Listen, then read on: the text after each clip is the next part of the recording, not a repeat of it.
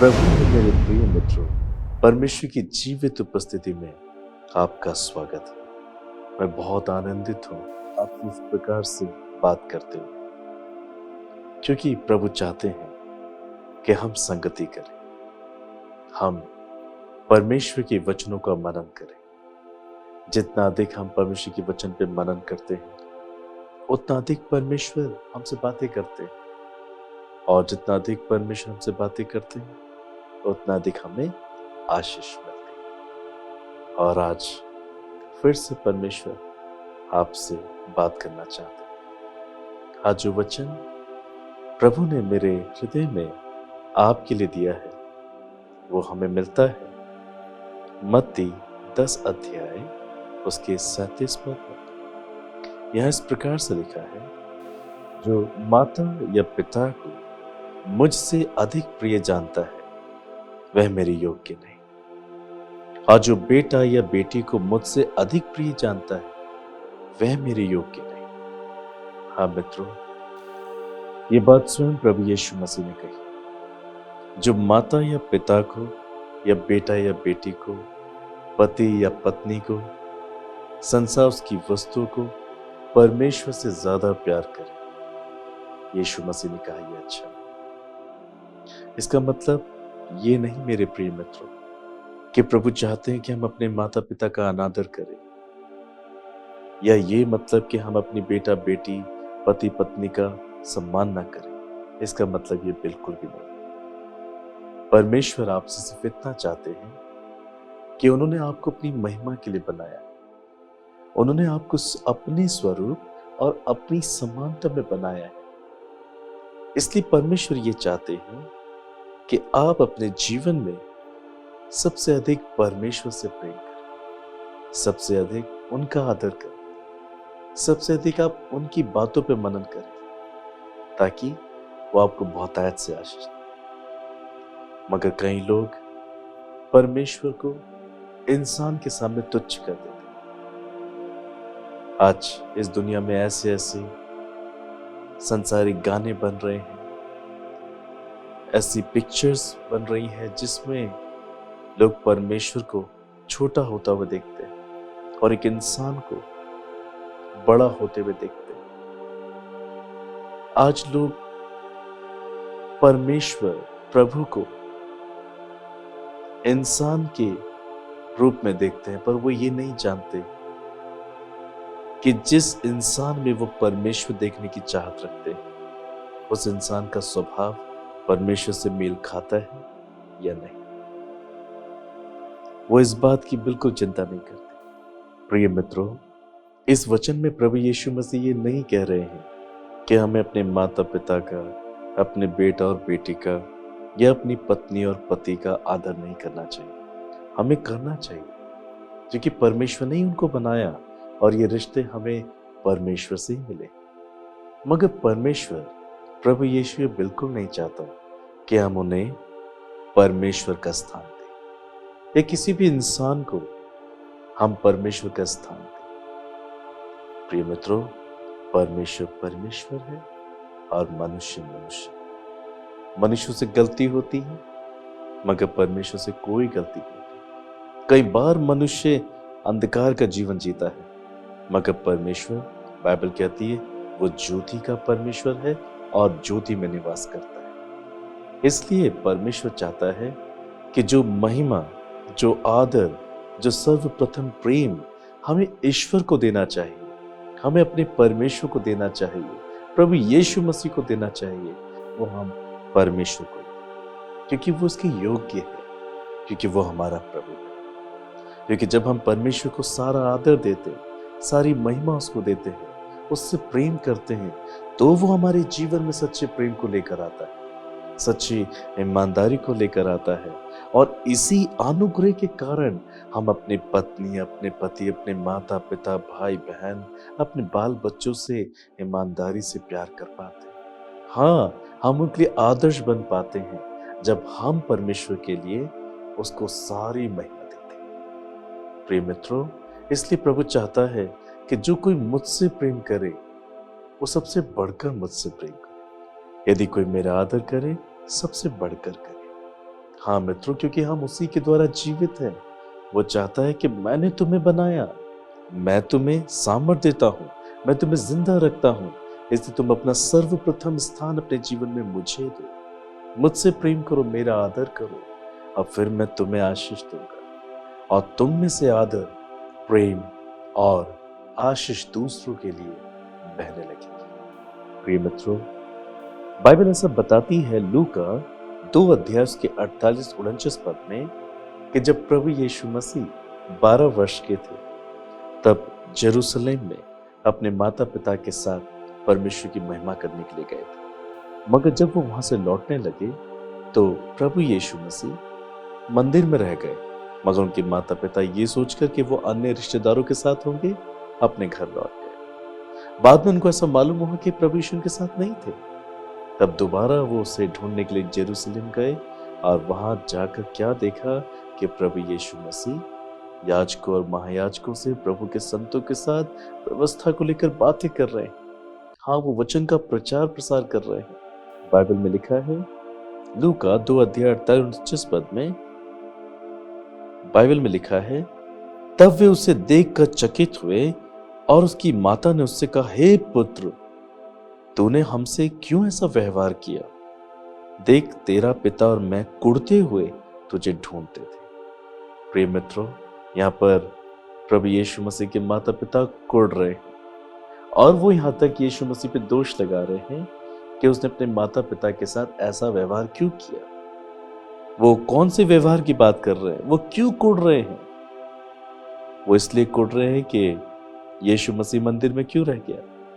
वो इसलिए कुढ़ रहे हैं क्यों प्रभु यीशु मसीह संतों के साथ, परमेश्वर के दास दासों के साथ इस प्रकार से बातें कर रहा है। वो इसलिए कुढ़ रहे हैं कि क्यों उसने अपने माता पिता की बात नहीं मानी, वो क्यों मंदिर में रह गया। मगर यहाँ पर यीशु मसीह ने क्या कहा? यीशु मसीह ने कहा, तुम मुझे क्यों ढूंढते थे? क्या नहीं जानते थे कि मुझे अपने पिता के भवन में होना अवश्य है? हाँ मित्रों, प्रभु यीशु ने यहाँ पर अपने माता पिता का अनादर नहीं किया, और उन्हें समझाया कि मेरी सृष्टि परमेश्वर की ओर से हुई है। तुम्हारे घर में परमेश्वर ने मुझे बनाया है, वो मेरा मालिक है, और ये मेरा कर्तव्य है कि मैं मंदिर में रहूं, उसकी सेवा करूं, उसके वचन का प्रचार करूं, अपने जीवन में प्रथम प्रेम, प्रथम आदर, प्रथम स्थान मैं उसको दूं। ये बात प्रभु यीशु मसीह ने अपने माता पिता को समझाई कि तुम मुझे क्यों ढूंढ रहे हो। तुम्हें ये मालूम होना चाहिए, मैं परमेश्वर के लिए बनाया गया, उसकी महिमा के लिए बनाया गया, इसलिए मुझे उसके कामों में लगे रहना चाहिए। यही बात प्रिय मित्रों परमेश्वर आपको समझाना चाहते हैं कि हम अपने माता पिता, भाई बहन, अपनी पत्नी, अपने पति का आदर करें, मगर जो श्रेष्ठ आदर परमेश्वर का है, जो प्रेम का स्थान परमेश्वर का है, वो परमेश्वर को दें। तभी केवल परमेश्वर आपके परिवारों में आशीष देगा, आपके रिश्तों में आशीष देगा, और वो आपको बहुतायत से उसमें ईमानदार बना रखेगा। प्रिय मित्रों, बाइबल में ऐसा लिखा है रोमियो 8 अध्याय के 28 पद में, और हम जानते हैं कि जो लोग परमेश्वर से प्रेम रखते हैं उनके लिए सब बातें मिलकर भलाई ही को उत्पन्न करती हैं, अर्थात उन्हीं के लिए जो उसकी इच्छा के अनुसार बुलाए हुए। यहाँ पर बाइबल इस प्रकार से समझाती है कि जो लोग परमेश्वर से प्रेम रखते हैं उनके लिए सब बातें मिलकर केवल भलाई को लेकर आएंगी। हाँ, लोग जो परमेश्वर के वचन को पढ़ते हैं, लोग जो उसके वचन पे विश्वास करते हैं, प्रार्थनाएं करते हैं, आंसू बहाते हैं, आज्ञा का पालन करते, पवित्र जीवन जीते हैं, उसके सुसमाचार को फैलाते हैं, लोगों के लिए प्रार्थनाएं करते हैं, भली बातों की चिंता करते हैं, लोगों की सहायता करते हैं। ऐसे लोग जब सताए जाते हैं, परेशानी से होके जाते हैं, तकलीफों से होके जाते हैं, परमेश्वर को तसल्ली देता है, क्योंकि प्रभु उनसे प्रेम करता है और वो प्रभु से प्रेम करते हैं। इसलिए प्रभु उनसे वादा करता है कि उनके जीवन के चाहे हालात कैसे भी क्यों ना हो, मगर परमेश्वर उनके लिए उसमें भी भलाई को लेकर आएगा। वो उनके जीवन में भलाई के कामों को लेकर आएगा, और वो भलाई करेगा, क्योंकि वो भला परमेश्वर है। मगर यह तभी संभव है कि अभी हमने पढ़ा, जो परमेश्वर से प्रेम करते हैं, अपने जीवन में, अपने हृदय में सर्वप्रथम पहला स्थान परमेश्वर को देते हैं, प्रभु से प्यार करते हैं, प्रभु का भाई मानते हैं, उसकी वचन के साथ चलते हैं, तब परमेश्वर उनके जीवन की सब बातों में केवल भलाई को लेकर आता है, करुणा के कामों को लेकर आता है। हाँ, वो उनके लिए चमत्कार करता है। मैं भी, हो सकता है मेरे प्रिय मित्रों, आप अपने जीवन में दुख उठा रहे हैं, आप कई प्रकार की तकलीफों से होकर जा रहे हैं, बीमारियां आपको छोड़ के नहीं जा रही, कर्जे आपके पीछे पड़े हुए हैं, लोग आपकी निंदा करते हैं, आप शर्मिंदगी से होकर जा रहे हैं और आपको शायद लगता है कोई आपको नहीं समझता, कोई आपकी वैल्यू नहीं जानता। परमेश्वर आपको समझता है प्रिय मित्रों, वो आपसे बहुत प्यार करता है। वो चाहता है कि हम पहले परमेश्वर को अपने जीवन में पहला स्थान दें। हाँ, हम उस पर निर्भर हो जाए, हम उस पर आश्रित हो जाए, तभी परमेश्वर हमारे जीवन में चमत्कार करेगा। मगर हम अपनी तकलीफों में भी संसार, मनुष्य, उसकी बातों पे भरोसा रखते हैं, इसलिए हम और अधिक दुख उठाते हैं। बाइबल में लिखा है, मुझे पुकार और मैं उत्तर दूंगा, संकट में मुझे पुकार, मैं तुझे उत्तर दूंगा। हाँ प्रिय मित्रों, परमेश्वर चाहते हैं, प्रभु यीशु चाहते हैं कि आप अपने जीवन में पहला स्थान प्रभु को दें। हाँ, आप उनसे पहले प्रेम करें, ताकि आपके जीवन में चाहे कैसे भी हालात क्यों ना हो, अंत में परमेश्वर केवल आपके लिए भलाई को लेकर आए। प्रभु यीशु मसीह जरूर करेंगे, क्योंकि उन्होंने आपसे ये वादा किया है। हाँ मित्रों, और आगे ऐसा लिखा है, किन के लिए भलाई करेगा परमेश्वर, किन के लिए सब बातों में भलाई उत्पन्न होगी, वो जिनको परमेश्वर ने अपनी इच्छा के अनुसार बुलाया। बाइबल कहती है, बुलाए हुए तो बहुत है, परंतु चुने हुए थोड़े। हाँ प्रिय मित्रों, परमेश्वर सबको बचाना चाहते हैं। उन्होंने अपने इकलौते पुत्र यीशु को हमारे लिए नहीं, मगर पूरी दुनिया के लोगों के लिए क्रूस पे मरने के लिए भेजा। मगर परमेश्वर है, वो ये जानता है कौन उसके प्रेम को समझेगा, कौन उसकी करुणा का सम्मान करेगा। बहुत से लोग प्रभु यीशु मसीह की क्रूस पर हुई मृत्यु को तुच्छ जानते हैं, वो उसके बहाए गए खून को तुच्छ जानते हैं, वो प्रभु की दया को तुच्छ जानते हैं, वो प्रभु के क्रूस को तुच्छ जानते हैं, और उन्हें कोई मतलब नहीं कि परमेश्वर उनसे क्या चाहता है। वो जो मर के तीसरे दिन जी उठा है, उसकी क्या इच्छा है कि उसके लोग किस प्रकार से जिए। कई लोग इस बात की चिंता नहीं करते, वो अपने मन के मुताबिक जीवन जीते हैं। हाँ, वो पाप करते हैं, इसलिए वो अपने जीवन में दुख उठाते हैं, इसलिए वो वेदना के शिकार होते हैं, मृत्यु के शिकार होते हैं, कलेशों के शिकार होते हैं, बीमारियों के शिकार होते हैं, और वो इंतजार करते रह जाते हैं कि उनके जीवन में भलाई होगी। मगर उनकी ये तकलीफें उनके जीवन को बर्बाद कर देती हैं। मगर बाइबल कहती है, परमेश्वर जो उससे प्रेम करते हैं उनके लिए भलाई को लेकर आएगा, मगर उनके लिए जो उसकी इच्छा के अनुसार बुलाए हुए, अर्थात जो परमेश्वर की इच्छा को अपने जीवन से पूरा करता है, ऐसे एक मनुष्य के लिए परमेश्वर स्वर्ग की सारी ताकत लगाकर उसके लिए भलाई को लेकर आता है। हाँ प्रिय मित्रों, क्या आप परमेश्वर की इच्छा पूरी करने में ललायत हैं? क्या आप परमेश्वर की इच्छा को पूरा करने के लिए अपने आप को समर्पित करते हैं? क्या आप परमेश्वर की इच्छा को जानने के लिए प्रार्थनाएं करते हैं? क्या आप परमेश्वर की इच्छा में जीवन जीने के लिए अपने आप को समर्पित करते हैं? ये बहुत जरूरी है प्रिय। यदि आप इस प्रकार के मनुष्य नहीं हैं, तो परमेश्वर आपके जीवन में कोई कार्य नहीं कर पाएगा। आपको प्रभु की सुननी चाहिए, तब परमेश्वर आपके जीवन में चमत्कार करेंगे प्रिय मित्र। आप उसकी इच्छा के अनुसार बुलाए हुए मनुष्य बने। हाँ, आप उसकी वचन का पालन करें, उसे अपने जीवन में पहला स्थान दें, और तब वो आपके जीवन में बड़े बड़े काम करेंगे। आगे ऐसा लिखा है प्रिय मित्रों, गलतियों 2 अध्याय की 20 पद में, मैं मसीह के साथ क्रूस पर चढ़ाया गया, और अब मैं जीवित ना रहा, पर मसीह मुझ में जीवित है, और मैं शरीर में अब जो जीवित हूं, केवल उस विश्वास से जीवित हूं जो परमेश्वर के पुत्र पर है, जिसने मुझसे प्रेम किया और मेरे लिए अपने आप को दे दी। प्रिय मित्रों, यहाँ पौलुस कहता है, मैं मसीह के साथ क्रूस पे चढ़ाया गया। पौलुस अपने जीवन में प्रभु यीशु मसीह को पहला स्थान देता है। वो कहता है, मैं मसीह के साथ क्रूस पे चढ़ाया गया। वास्तव में वो क्रूस पे नहीं चढ़ा था, मगर उसके कहने का मतलब ये है कि प्रभु यीशु मसीह मेरे पाप के स्वभाव को लेकर, मेरे पाप को लेकर क्रूस पे चढ़ गया है। यीशु मसीह ने मेरे पापों को क्रूस पे खत्म कर दिया, अर्थात मेरे पापी स्वभाव को यीशु ने क्रूस पर नष्ट कर दिया है। यानी कि मेरा अहंकार, मेरा घमंड सब क्रूस पर चढ़ा दिया गया है। और अब मैं जीवित नहीं हूं, मेरे पाप का जीवन मर चुका है, मेरे पाप की जिंदगी मर चुकी है, उसकी मृत्यु हो चुकी है। मगर अब धार्मिकता का जीवन जीने वाला पौलुस जिंदा है प्रभु यीशु मसीह की सामर्थ से। हालेलुया। प्रिय मित्रों, परमेश्वर यही आपसे चाहता है कि आज आप अपने पाप के जीवन को यीशु मसीह के द्वारा क्रूस पर समर्पित कर दें।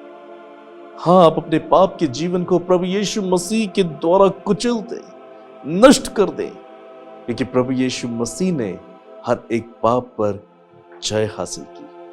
हाँ, वो आपके अंदर के पाप को नष्ट करने की ताकत रखता है। हाँ, वो आपके अंदर हर एक पाप की इच्छा को नष्ट कर देगा जब आप अपने जीवन को क्रूस के पास लेकर आएंगे, अपने आप को पौलुस के समान समर्पित करेंगे। जब आप भी अपने जीवन को क्रूस पे अर्पित करेंगे, चढ़ा देंगे, अर्थात अपने पाप के जीवन को मार देंगे, आप जीवित नहीं रहेंगे, मगर मसीह यीशु आप में जिंदा हो जाएंगे। हालेलुया। बाइबल सिखाती है, जो अपने अंदर पाप को मार देता है, वहां यीशु मसीह का जन्म होता है। और यदि पाप आपके अंदर जीवित है, तो यीशु मसीह आपके अंदर जीवित है। हाँ प्रिय मित्रों, परमेश्वर चाहता है कि हम पौलुस के समान इस रहस्य को समझें। हम उसके क्रूस के पास आकर अपने पापमय जीवन को उसके सामने रखें और माफी मांगे, क्षमा मांगे अपने पापों की। प्रभु हमें दया करके माफ करेंगे और वो हमारे अंदर से हर एक पाप को निकाल के नष्ट करेंगे, अपने जीवन से हमें भरेंगे, हम एक नई सृष्टि बनाएंगे और हम धार्मिकता के लिए जिएंगे। हम यीशु मसीह पे विश्वास करने के द्वारा जिएंगे और ये जीवन हमें स्वर्ग तक लेके जाएगा, हमें अपने प्रभु से मिलने का अनुग्रह देगा। हाँ प्रिय मित्रों, आगे पौलुस कहता है, और मैं शरीर में अब जो जीवित हूं, तो केवल उस विश्वास से जीवित हूं जो परमेश्वर के पुत्र पर है, जिसने मुझसे प्रेम किया और अपने आप को मेरे लिए दे दिया। जो आपके लिए क्रूस पे जान दे सकता है, उससे प्रेम करे प्रिय मित्रों। जो आपके लिए जी उठा है, उसका आदर करें। वो आपके जीवन को आशीषित करे, आपकी जिंदगी से दुखों को दूर करेगा, वो आपके शोक को आनंद में बदल देगा। फिलिपियों 4:13 में ऐसा लिखा है, जो मुझे सामर्थ देता है, उसमें मैं सब कुछ कर सकता हूँ। आप कहेंगे कि मैं पाप के जीवन को छोड़ नहीं सकता, कई बार मैंने कोशिश करी, मैं ये बुराई नहीं छोड़ पाता हूँ, मैं झूठ बोलना नहीं छोड़ पाता हूँ, मैं व्यभिचार करना नहीं छोड़ पाता हूँ। आप कर पाएंगे। आप प्रभु की सृष्टि हैं। जब आप अपने संपूर्ण मन से प्रभु के पास आएंगे, जब आप कहेंगे, प्रभु यीशु, मैं पाप को छोड़ना चाहता हूँ, पर मैं अपने अंदर बहुत कमजोरी पाता हूँ, मेरा पाप बार बार मेरे पीछे पड़ता है, कृपया मुझे अनुग्रह दे, कृपया मुझे बचा लीजिए, ताकि मैं आपके लिए जीवन जी सकूं। सच्चे हृदय से प्रार्थना करने वाले मनुष्य पर परमेश्वर की कृपा उतरती है। यदि आप वाकई अपने आप को समर्पित करें, तो प्रभु यीशु मसीह आपको एक नया जीवन दे सकते हैं, आपको एक नई जिंदगी दे सकते हैं, और वो आपके जीवन में आशीष को लेकर आ सकते हैं। आज समय है प्रिय मित्रों, आप अपने आप को समर्पित करें। आप दिखावी मसीह ना बने, दिखावी परमेश्वर की संतान ना बने, आप वास्तव में परमेश्वर की संतान बने। आप अपने आप को बदल दे, अपने जीवन में प्रभु को पहला स्थान दें। आपके जीवन में प्रभु काम करना चाहता है, वो आपको बदलना चाहता है। आइए प्रिय, प्रार्थना करें। मेरे परमेश्वर पिता, मैं प्रार्थना करता हूँ, आज जितने लोग इस प्रोग्राम के माध्यम से मेरे साथ प्रार्थनाएं कर रहे हैं, इन सबकी जिंदगियों पर आपका अनुग्रह उतारे प्रभु। आज इनमें से जो कोई भी पाप के जीवन से जूझ रहा है प्रभु, आप इनके पापों को क्षमा करें, अपने लहू से आप इन्हें धो देने शुद्ध करें। आज एक नया मन, एक नया हृदय, नई आत्मा इनको दे। आज के वचन के द्वारा आप इन्हें अभी परिवर्तित कर दे, ताकि प्रभु जी ये अपने संपूर्ण पाप के जीवन को क्रूस पर लेकर आए। ओ ये अपने आप को समर्पित करें, आपको अपने जीवन में प्रथम स्थान दें और आप इनके जीवन में भलाई को लेकर आए, करुणा को लेकर आए। इनके व्यक्तिगत जीवन में, पारिवारिक, सामाजिक, आर्थिक, सेवकाई के जीवन में जो भी क्लेश है, मैं यीशु मसीह के नाम से जाने की आज्ञा देता हूँ। जितनी बीमारियां हैं प्रभु यीशु मसीह के नाम से चली जाए, कर्जे प्रभु यीशु मसीह के नाम से चले जाए। ओ प्रभु आप इनको आशीषित करें अच्छे जीवन साथी से, इन्हें अच्छा रोजगार दें, इनके घरों को बनाएं, इन्हें आपके मन, हृदय, आत्मा से जोड़ें।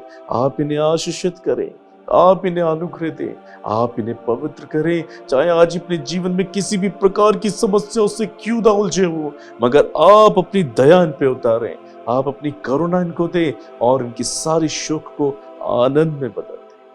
आप प्रभु आप इनका आदर करें, अपने वचन के द्वारा आप इन्हें बड़ा छुटकारा दें। इनमें से प्रत्येक को मैं आपके हाथों में समर्पित करता हूँ, आदर महिमा आपको देता हूँ प्रभु यीशु मसीह के नाम से मांगता हूँ, धन्यवाद करता हूँ प्रभु आपने प्रार्थना को सुना। आमीन आमीन। प्रिय मित्रों, विश्वास कीजिए यदि आपने मेरे साथ ये प्रार्थना की है तो परमेश्वर ने आपको माफ किया है, आपको परिवर्तित किया है और अब जब आप अपने जीवन में प्रथम स्थान प्रभु को देंगे तब आप अपने जीवन में भलाई और भलाई और भलाई देखेंगे। प्रभु आपको आशीष दे। प्रिय मित्रों, हमारे पास एक बहुत सुंदर गवाही है और मैं चाहता हूँ कि आप इस गवाही को देखें और अपने जीवन में बहुतायत से आशीष पाएं। 2018 में मेरी बेटी को फीवर आया, जनवरी में डॉक्टर को दिखाया, बोले घबरा गए, बोले हाईएस्ट डिग्री बता रहा है, थर्मामीटर में फीवर ही नहीं आ रहा, बोले हम मतलब इसे इंजेक्शन भी नहीं दे सकते। तो हम लोग बहुत परेशान होने लगे, इसकी आंखें भी नहीं खुल रही, दवा भी नहीं खा रही। बैजन हॉस्पिटल है रामपुर गार्डन में बरेली के अंदर, वहाँ दिखाने लगा। उन्होंने मेरे से इसे देख के बोला ऐसा है, इसके एक्सरे वगैरह कराने हैं, एक्सरे वगैरह करा दो। उन्होंने भैया को बुलाया, फिर भैया से बोला इसके हार्ट के बॉल्व में इन्फेक्शन लग रहा है। उन्होंने कहा एक्सरे कराओ रंजीत एक, और ऐसे जब भैया ने मेरे को बताया तो मेरा रोना शुरू हो गया। वहीं तो टेस्ट वगैरह कराया, उसमें वो पॉजिटिव रिपोर्ट आई, बोले हाँ इसमें इन्फेक्शन है। उन्होंने डॉक्टर साहब ने रेफर कर दिया इसे पीजीआई को, बोले लखनऊ ले जाइए इसे। तो उठा भी नहीं जा रहा, दवाई खिलाते थे तो ये वॉमिट कर देती थी, खा नहीं रही थी बिल्कुल भी। सब लोग घर में सारे लोग मिलके, फैमिली के सब 2-2, 3-3 लोग मिलके इसे पकड़ के मेडिसिन खिलाते थे, ये वॉमिट कर देती थी तुरंत। तो 2018 में जब मेरी बेटी की प्रॉब्लम चल रही थी, ये हम लोग उससे घबराए हुए थे। तो यहाँ मुरादाबाद में कन्वेंशन चल रही थी, पास्टर निखिल उज्जैन आए हुए थे। इस समय पास्टर निखिल उज्जैन के पास ले गया, तो हम लोगों ने उन्होंने इसे गोद में लिया, इसके ऊपर प्रेयर की। उसी समय पास्टर निखिल उज्जैन ने इसे गोद में लेकर प्रेयर की और इसे मेरे को दे दिया। बोले अब इसकी टेस्ट कराना आप, और ये चंगी हो गई, इसकी रिपोर्ट्स नॉर्मल आएंगी। सुबह उठी है तो जो इसकी आंखें भी नहीं खुल रही थी बिल्कुल, मतलब उठ रही, इसने सुबह मॉर्निंग में उठ के इसने पेस्ट वेस्ट अपने आप किया। उस समय से मेरे को एक बार फिर ये विश्वास हो गया कि हाँ परमेश्वर ने मेरे लिए, मेरी बेटी के लिए, इसके लिए बहुत बड़ा एक आश्चर्य कर्म किया और ये चंगी हो गई। फिर उसके बाद हम फिर भी पास्टर साहब ने कहा था कि एक बार इसे चेकअप करा लेना, तो हम पीजीआई से ले गए थे उसी वीक में। जब हम वहाँ ले गए, वहाँ जाके हमने इसे दिखाई, इसकी फाइल्स वगैरह दिखाई, तो वहाँ के सीनियर डॉक्टर ने देखा जब वहाँ पे जाके, तो उन्होंने कहा इसे क्या देखूँ, ये तो नॉर्मल है, चंगी है, इसे कुछ भी नहीं है, किसी मेडिसिन की जरूरत नहीं, जाओ घर ले जाओ इसे। और बस यहाँ से मेरा और विश्वास चंगा हो गया और मैं अब विश्वास जानती हूँ जो हम मांगेंगे वो हमारे लिए पूरा हो जाए। मुझे छुटकारा मिला जनवरी में, जब पास्टर उज्जैन मेरे घर में आए हुए थे और मेरी बेटी को चंगाई मिली। जो हार्ट के बॉल्व में जो इन्फेक्शन था उससे एकदम उसे निजात मिल गई और वो चंगी हो गई। मेरे अंदर अब हम लोग परमेश्वर की संगति में बढ़ते जा रहे हैं और हमारा जीवन बहुत ही उत्साहित है। पहले से हम एक गवाही देने वाले हो सकते हैं कि हाँ परमेश्वर ने हमारे जीवन में, हमारी लाइफ में आश्चर्य कर्म करें और ये सब हम जानते हैं और अब हम सब परमेश्वर में एक बहुत ही उत्साहित हैं। मैं परमेश्वर का और लॉर्ड मिनिस्ट्री के लिए सबका बहुत ही हार्दिक धन्यवाद करती हूँ। उस मेरी बेटी की चंगाई के बाद, मेरी बेटी सेकेंड स्टैंडर्ड में थी, सेंट मैरिज में ही पढ़ती है, तो 1.5 महीने के बाद ये फरवरी में इसके एकदम एग्ज़ाम शुरू हो गए थे। हम लोगों को पता भी नहीं था कि मतलब ये एग्ज़ाम दे पाएगी। टीचर्स भी कह रहे थे ये एग्ज़ाम कैसे दे पाएगी, और उसके बाद भी इसने एग्ज़ाम फिर भी इसने एग्ज़ाम दिया। बोले मम्मा मैं दे लूँगी एग्ज़ाम। मैंने कहा चलो दे। एग्ज़ाम देने गई, परमेश्वर का इतना धन्यवाद है, ये फर्स्ट डिवीज़न से पास हुई और 92.4% डिवीज़न आई इसकी।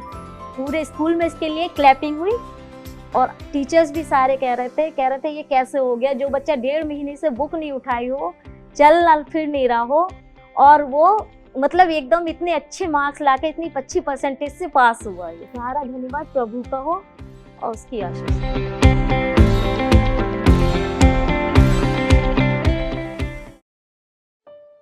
प्रिय मित्रों, यदि आपने रेवरेंड निखिल उज्जैन के द्वारा दिए गए संदेश व प्रार्थना के माध्यम से अपने जीवन में परमेश्वर से चमत्कार व आशीष पाई है, तो हमसे हमारे प्रार्थना भवन पर संपर्क करें।